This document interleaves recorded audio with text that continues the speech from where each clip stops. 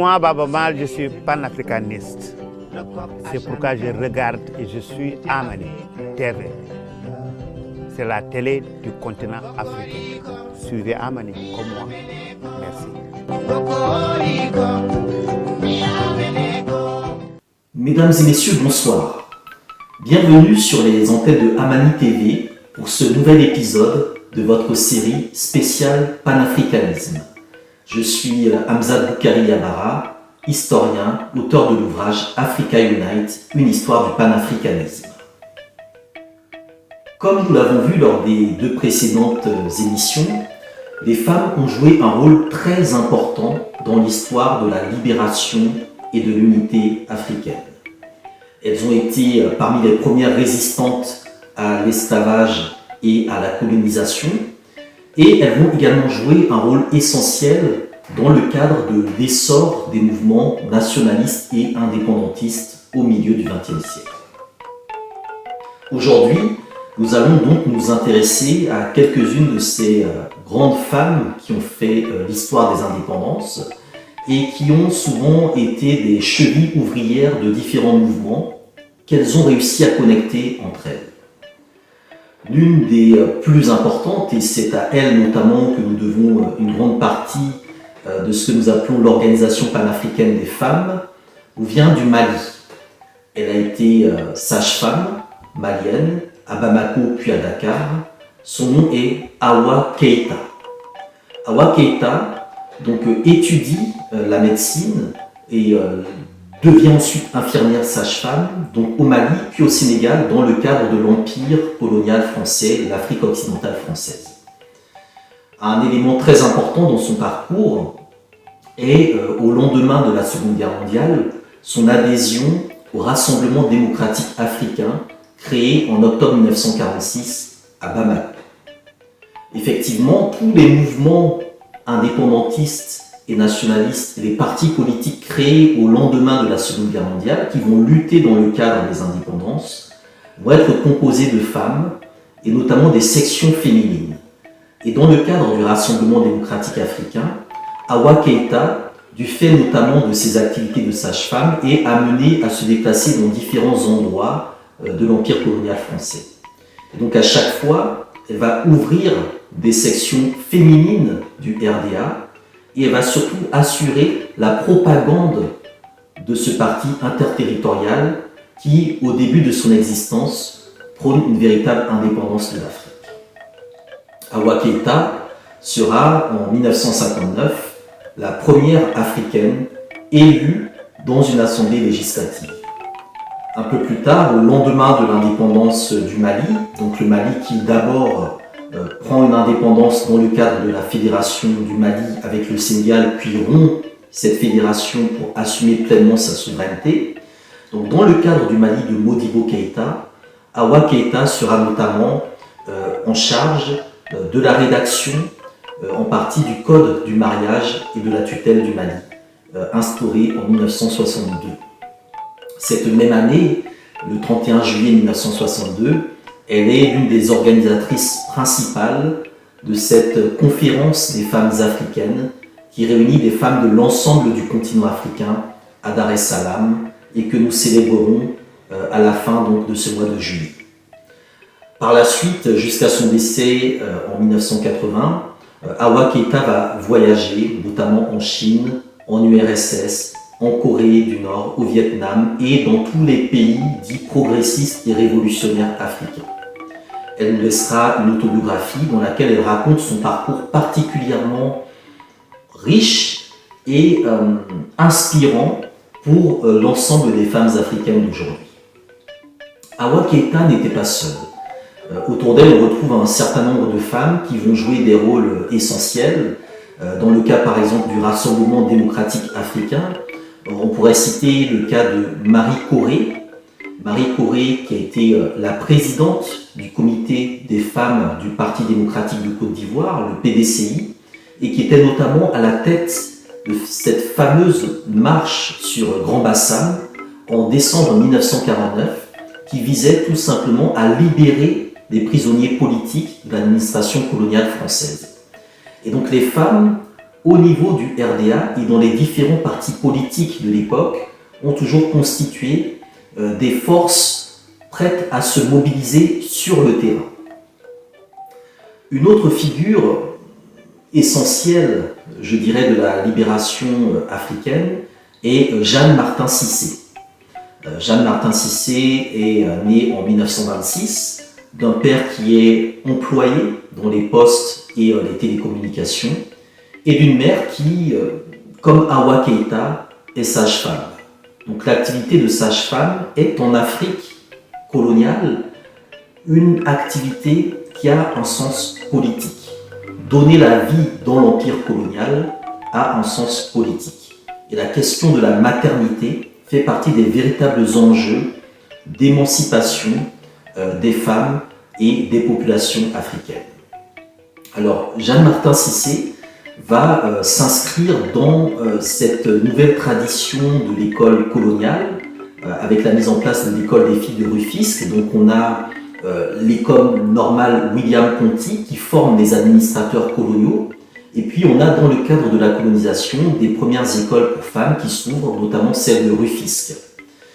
Et donc elle va étudier donc, au Sénégal. Et en décembre 1947, comme Awa Keïta, comme Marie Corée, Jeanne Martin Cissé va s'engager dans le cadre du RDA au niveau de la Guinée en rejoignant le PDG RDA, le Parti démocratique de Guinée.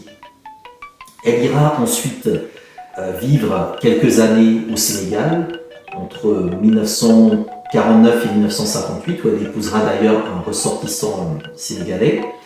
Et en 1958, elle revient en Guinée. Alors, sur le passage de Jeanne Martin Cissé au Sénégal, il est important de savoir qu'elle a contribué à la création de l'Union des femmes sénégalaises. L'Union des femmes sénégalaises s'inscrit, je dirais, dans la tradition de résistance des femmes au Sénégal, une tradition que l'on peut relier notamment à une figure comme Aline Sitoé Diatta, qui, dans la période de la Seconde Guerre mondiale, avait appelé à la résistance contre l'administration coloniale française, qui elle-même s'inscrivait dans la lignée de la reine Ndaté Yala et des femmes de la région du Waalo qui avaient préféré se suicider plutôt que de tomber en esclavage. Et donc cette union des femmes sénégalaises va structurer également des contestations. Lorsque le général de Gaulle se rend à Dakar et qu'il s'adresse aux porteurs de pancartes, il est important de souligner qu'il y avait également un certain nombre de porteuses de pancartes et parmi elles, des membres de l'Union des femmes sénégalaises. Donc lorsque Jeanne Martin Cissé quitte le Sénégal pour revenir en Guinée, elle laisse évidemment un héritage politique. De retour en Guinée, la Guinée indépendante de Sékou Touré, elle assumera des tâches de directrice de cabinet du ministre de la Santé. Et à partir de 1962, elle aura vraiment une carrière de diplomate, une carrière internationale qui l'amènera de 1962 à 1974 à être la secrétaire générale de la Conférence des femmes africaines, autrement dit de la panafricaine des femmes. Et c'est en cela qu'elle s'inscrit dans la continuité et aux côtés de Awa Keïta. Awa Keïta qui organise principalement cette organisation panafricaine des femmes, et Jeanne Martin Cissé, qui va en assurer le secrétariat général jusqu'en 1974. En 1972, Jeanne Martin Cissé devient également ambassadrice de la Guinée aux Nations Unies. C'est dans ce contexte-là qu'elle va présider le Conseil de sécurité des Nations Unies en 1972. Elle est la première femme, la première africaine à présider cette instance particulièrement stratégique des Nations Unies. Un autre élément très important dans le parcours de Jeanne Martin Cissé est que une fois cette fonction internationale accomplie, elle va revenir en Guinée et de 1976 jusqu'au décès de Ahmed Sékou Touré en 1984, elle sera ministre des Affaires sociales Et dans le cadre de ses activités ministérielles, elle va beaucoup s'engager sur des questions liées à la santé de la mère et de l'enfant, à la formation et l'alphabétisation des jeunes filles non scolarisées et également à la lutte contre les inégalités liées notamment à la condition des femmes. Alors ces engagements-là rejoignent une autre figure marquante de l'histoire des indépendances, qui elle est née au Mali, mais qui est rattachée à l'histoire de la Haute-Volta ou du Burkina Faso actuel, tout en ayant évidemment un impact beaucoup plus large. Je vais parler de Jacqueline Kizerbo. Alors, le nom Kizerbo est connu. Nous connaissons l'historien Joseph Kizerbo, mais comme on dit, derrière chaque grand homme se cache une grande femme. Jacqueline Kizerbo est née en 1933. C'est la fille du syndicaliste Lazare Coulibaly. Elle est née à Ségou, au Mali. Elle va étudier à Dakar, puis à l'université de la Sorbonne à Paris, pour sortir avec un diplôme en anglais. Elle va ensuite rejoindre la Guinée de Sékou Touré en 1958 avec son époux Joseph Kizerbo. Puis, au moment de l'indépendance de la Haute-Volta, elle retournera à Ouagadougou, où elle va diriger, comme elle avait fait à Conakry, le cours normal des jeunes filles de Ouagadougou. Ce qui est très intéressant dans le cas de Jacqueline Kizerbo, c'est qu'elle va être aussi une militante et une enseignante engagée toute sa vie pour l'émancipation des femmes comme ciment de la renaissance et de l'unité africaine.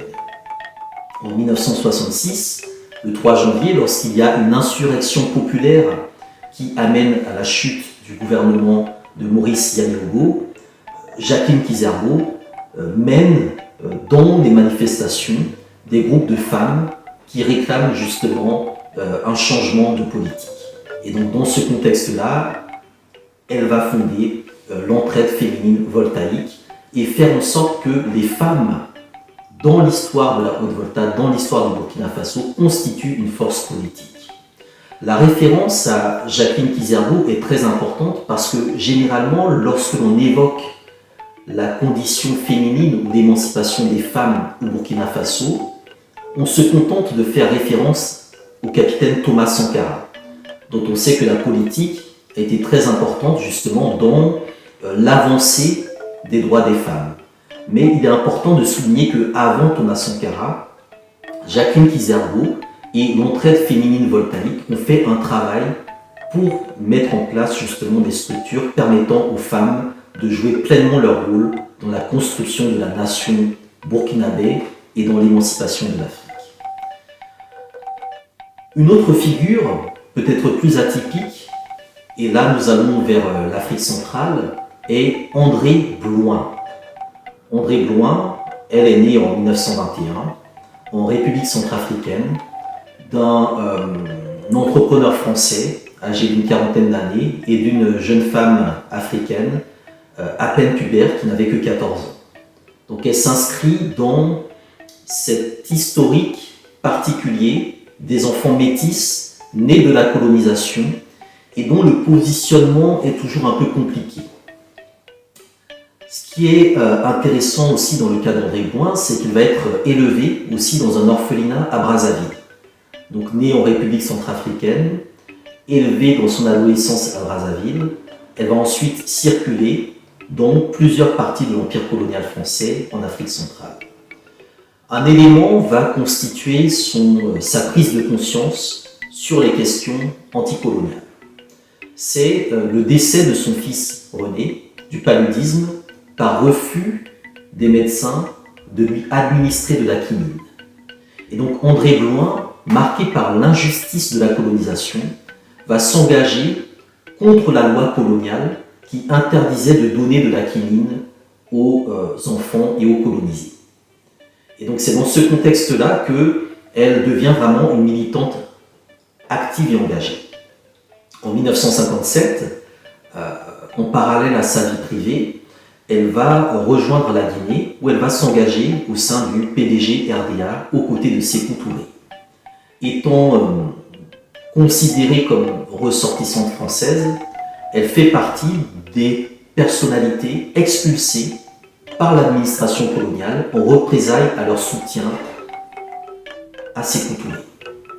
C'est dans ce contexte-là qu'elle quitte la Guinée et qu'elle rejoint au niveau du Congo le Parti solidaire africain d'Antoine Gizenga.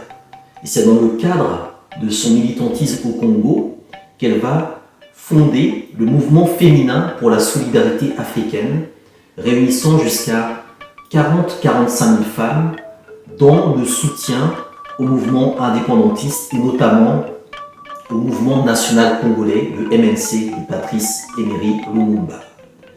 Lorsque le Congo devient indépendant, André Blouin devient la chef du protocole du gouvernement de Patrice Lumumba, gouvernement malheureusement rapidement renversé par les forces impérialistes, et elle devra ensuite s'échapper après l'assassinat de Lumumba.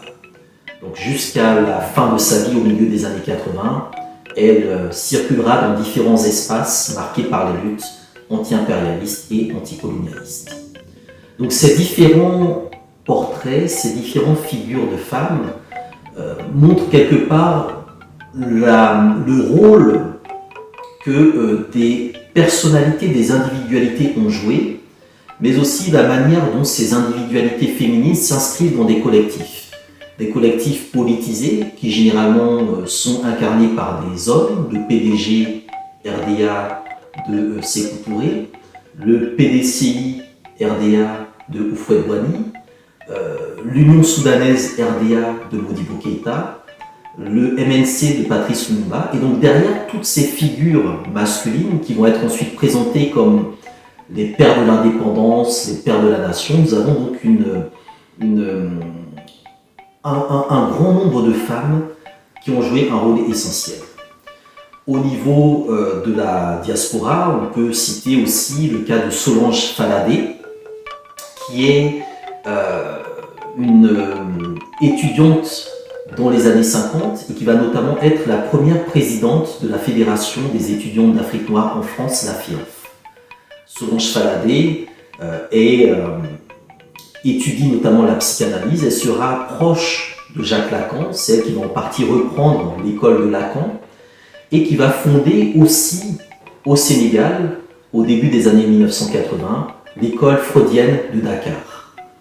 On peut également citer d'autres figures comme les femmes de lettres sénégalaises Mariam Abba, auteur de Une si longue lettre, qui est l'un des grands textes manifestes de la condition féminine, Awa Thiam, également auteur de plusieurs ouvrages phares dans l'histoire justement des revendications portées par les femmes au lendemain des indépendances, Annette Baye-Berneville, qui, dans le cadre de ses activités d'écrivaine et de journaliste, a couvert un certain nombre d'actualités et est à l'origine du musée de la femme Henriette Bathily.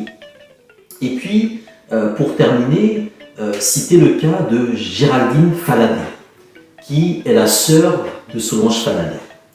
Géraldine Faladé est une journaliste originaire du Dahomey, l'actuel Bénin, donc comme sa sœur Solange, qui a rencontré durant son parcours tous les grands noms de notre histoire et qui a notamment récemment publié un livre avec 17 portraits de femmes qui ont fait avancer le continent africain.